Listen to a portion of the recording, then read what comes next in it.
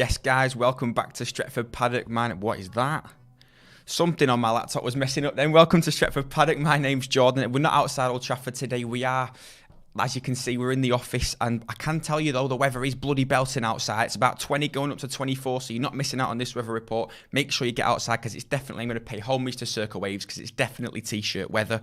But we have some Manchester United news to bring you, as always. The new Man United kit's out. If you've not seen it already, we've got a couple of pictures to show you coming on that. We've also got updates on Jadon Sancho, Raphael Varane, Eduardo Camavinga and Nicolo Barilla. We've got loads of good stuff coming up in the video, so make sure you're dropping an early like on the video. Make sure you're commenting all your views on the stuff that we're going to bring you today. And as always, if you're not subscribed already, make sure you get subscribing because we're less than 10,000 away from 600,000 subscribers on the channel, which will be massive. So make sure you're subscribed if you're not already and you turn on that notification bell so you don't miss an upload from the channel. So we're going to go straight into it, and the new kit has been released by Manchester United. It got tweeted out from the United official account today, and it looks like it's paying homage to the kits from the 60s, where the likes of Bobby Charlton and George Best were playing in. Now, the new sponsor was TeamViewer. We knew that a couple of months ago. They've signed a 5-year, £235 million deal with United to sponsor us for the next 5 years, working at about £47 million a year, which is looking like the biggest shirt-only deal in the Premier League. And we can see, as you can see behind me, the likes of Millie Turner from the women's team, Marcus Rashford in the middle, and Luke Shaw just right there, all looking snazzy in the new kit. It's got a little bit of detailing in the middle as well. It looks quite nice, if I'm honest. It looks quite good. As always, United tweeted the new kit out today.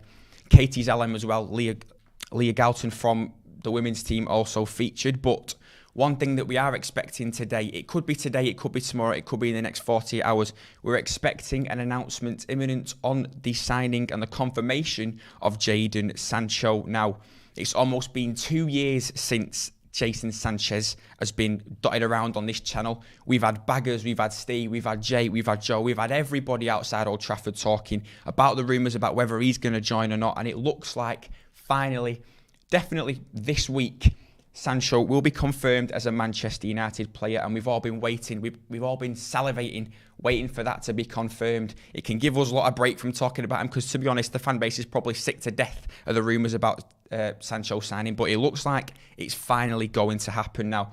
If you didn't see it yesterday, he did. It was either yesterday or the day before. He did a post on social media, his first post since obviously the Euro 2020 final, when he did sadly miss a penalty for England, and in the sort of same nick as Marcus Rashford and some of the England players did, he did release a statement. Now, I'm not going to read the whole statement because it is quite long, but I'll just read a little snippet of what he did put on his Instagram. He said, "Hate will never win. To all the young people who have received similar abuse, hold your heads up high and keep chasing the dream. I am proud of this England team and how we have united the whole nation in what has been a difficult 18 months for so many people. Much as we wanted to win the tournament, we will build and learn from this experience going forward. I want to say a massive thank you for all the positive messages and love and support that far outweighed the negative. It's been an honour as always representing England and wearing the Three Lions shirt, and I have no doubts we'll be back even stronger. Stay safe and see you soon. Jadon Sancho 7." Now, the players have all been coming out explaining how they've been feeling the love from following what happened at the Euro 2020 final and the sort of outcry that's happened since on social media. And the best thing we can do as a fan base is show Jadon Sancho how much he's going to be loved here at United by just tweeting at him, saying how much he's going to mean to us, because the guy's going to come in and he's going to give us that natural right winger that we've not had for so bloody long, probably since Antonio Valencia moved to right back. So we're talking 2013, 2014 maybe. We're seeing a lot of people in the chat finally arriving, talking about how they're going to look towards Jadon Sancho and be buzzing that the guy's finally going to be joining. But like I say, we're expecting confirmation today. Also could be tomorrow, but don't worry, we will be going live as soon as we know any more news on Jadon Sancho. But to leave Jadon Sancho for now, we're going to move on to a couple of updates that have been happening in the news. Couple of updates regarding Raphael Varane. Now, We've had something from Carlos Bustillo, according to El Transistor, which is a Spanish outlet, saying that Raphael Varane is going to leave Real Madrid. For United, Varane's agency are negotiating with United and an offer will arrive in the coming days. But that's not the only update that we've had, because Laurie Whitwell has been tweeting, saying that separate sources are urging some caution over the optimism over Varane, with Real Madrid still holding out for significantly more than what United are prepared to pay. There is a theory that Madrid will eventually accept a bid of £40 to £45 million as the deadline gets closer. But we know we've been doing that before in the past. We've sort of played that game where we don't necessarily we lowball them at the start, and we've sort of messed it up towards the end of the transfer window. Then the deadline comes around and we've not got a new signing. So we're going to have to try and make sure that if we're playing the game, we're playing it right and we're not lowballing too much to the point where Varane could end up signing a new contract at Real Madrid. We've seen it before, 2014 or 2015 with Sergio Ramos, when he tempted United into coming and making a bid for him. Then he signed a new bleeding multi-million-dollar contract with Madrid, which was pretty pants to see. So we're going to have to try and make sure that that does not happen again. As well, we have to be careful, as I said before. Sources close to the situation, which is another update from Laurie. Sources close to the situation feel Varane will ultimately end up at Manchester United. Real Madrid urgently need income after the financial impact of the pandemic and the cost of redeveloping the Santiago Bernabéu stadium. I mean, it doesn't seem like a bad deal, to be honest. They're going to renovate, if I can speak properly. They're going to renovate the Santiago Bernabéu, and we'll pay for it. I don't mind by giving him the money for Raphael Varane, because they'll give him us back. I don't mind that at all. So if Raphael Varane does come to Manchester United, I'm sure we'll be smiling from ear to ear, because that partnership at the back, Harry Maguire and Raphael Varane, it sounds unbelievable for the spine of the team. And to be honest, I can't wait to see it if it does happen, because I'm quietly confident that a deal will happen. But moving on from Raphael Varane to another Frenchman in Eduardo Camavinga now. We have a little bit of an update on the 18-year-old. United are believed that Eduardo Camavinga has his heart set on a move to Spain next year.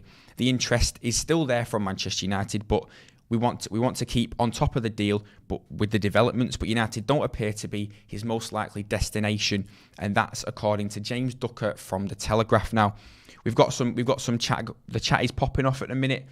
Was Sancho in the kit reveal? That's from James. He wasn't in the kit reveal just yet, but I'm sure we'll be able to see Sancho in that new kit pretty soon. So don't worry, we'll have the pictures as soon as they come out for you.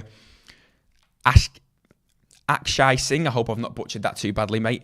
Just pay whatever Madrid wants and get Varane. I think we should be doing exactly the same thing. I know we've just dropped £73 million on Jadon Sancho, but it looks like we're going to be spending big this summer, which is probably what we've needed for 2 or 3 years now. And I'd say go all out for Sancho, go all out for Raphael Varane, and then go in for another central midfielder, which we're going to get onto in just a little second now.